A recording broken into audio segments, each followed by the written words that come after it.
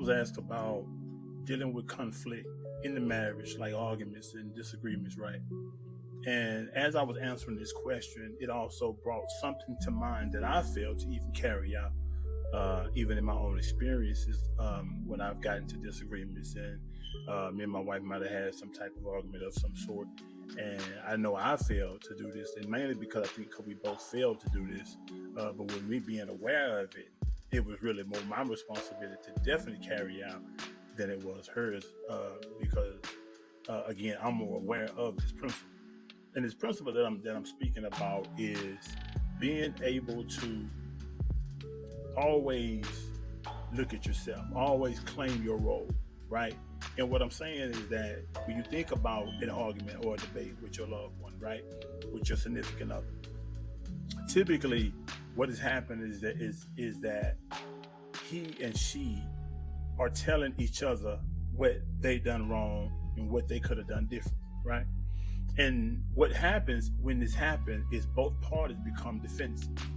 And that's what makes it become more heated. That's what takes it from one level, one volume level to the next, right?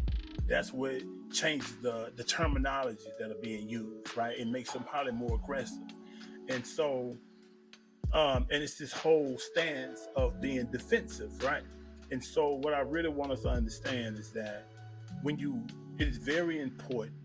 Arguments, debates, disagreements, right? And more so disagreements. Those are natural. Those are common. Those are even healthy because it builds the relationship, right? It causes each other to think. But how an individual get through these debates is very important because in a heated argument, right? If the wrong words are said, you can't take those back. And those things going to have the effect that it's going to have. And we all understand and know that whole quote in kindergarten about 60 stones may break my bone, but words will never hurt. We all know that was a lie because words have the potential to cause more damage than sticks and stones. Your bones can heal in 6 months, but words have the potential to damage you for years. You know, you never forget the way words made you feel or what someone said about you, right? So again, the disagreement is natural, but how you're going to work your way through these disagreements, how those disagreements are then handled is what's most important. And so one of the ways or one of the principles that I found to be very effective is being able to claim your role, right? Instead of writing out a script for your mate or for the next person, telling them what they could have did different, what they could have done correct, and what they done wrong, right? Instead of doing that, especially in this heated moment, just look at what you could have done different. Ask your partner, where did I go wrong to you? And what could I have done differently? You know, or even you being able to recognize what you could have done differently or how you could have responded differently, right? Words you could have said differently. This may sound simple, but it is very impactful. It is very effective because it kills this defensive fight or flight that takes place instinctively inside of the person. You know, if you're not going to fight, you're going to fight, right? And once this is engaged, it almost moves beyond one's intellectual ability to maintain that. You feel what I'm saying? And so to kill that is to always be responsible or hold oneself accountable, right? And say, okay, because it's not to say that whatever the disagreement is about is all your fault, but it is to say that both parties play a role. And in our imperfect form, meaning that there's always rooms for improvement. There's always a better way or a more effective way we could have done something, right? So just understanding that, remaining humble, letting go all these arrogant and egotistical ideas that one may have, you know, blowing yourself up, puffing yourself up or whatnot, right? Always being able to claim your role, look at what you could have done differently. And then when tempers are down to normal, right? And this is one of the reasons why I emphasize that as you have an issue with something that bothers you, that is important. That's why there is no small things, right? Why you bringing up small things? Why you always bringing? Ain't no small things like that, you know? Because, well, better yet, it's best to bring them up while they small, quote unquote, right?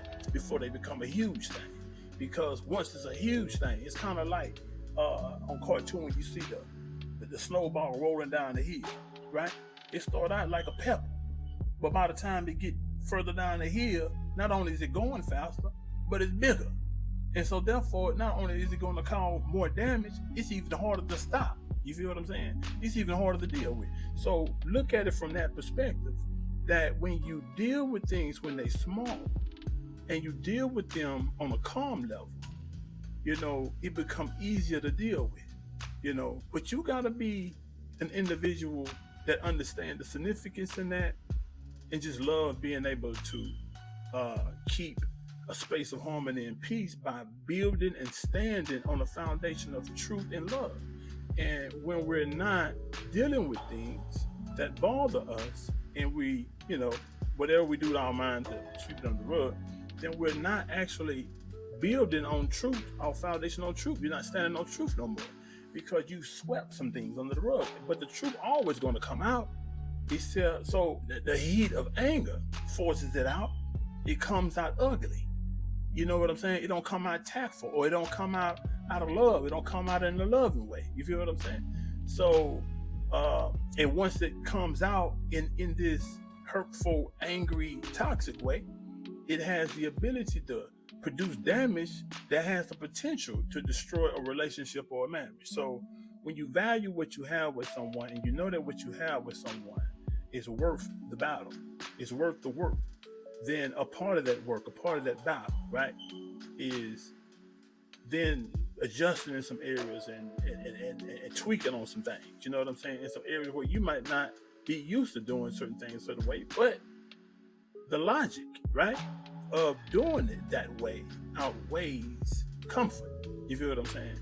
So it's like, again, just nipping things in the bud and doing things but on a small level and keeping the language loving. You know what I'm saying? So I think that when we deal with things as they present themselves, when they bother you, your peace is very important, because when your peace is important to me and my peace is important to you, there is no small issues, right? There is no bad time to bring up something that's bothering you, right?